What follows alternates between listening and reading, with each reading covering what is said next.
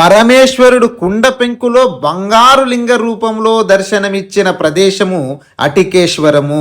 కాలక్రమేణా హటకేశ్వరంగా మారింది. శ్రీశైలంకి 3 కిలోమీటర్ల దూరంలో డోరణాల వెళ్లే రోడ్లో పాలధార పంచదారకి ఎదురు రోడ్లో ఉండేటటువంటి అటికేశ్వర దేవాలయం చాలా ప్రాచీనమైన దేవాలయం.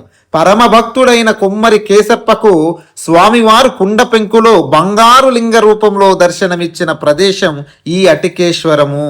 హటకేశ్వరం గురించి చెప్పుకోవాలంటే మహాభక్తుడైన కుమ్మరి కేశప్ప గురించి చెప్పుకోవాలి.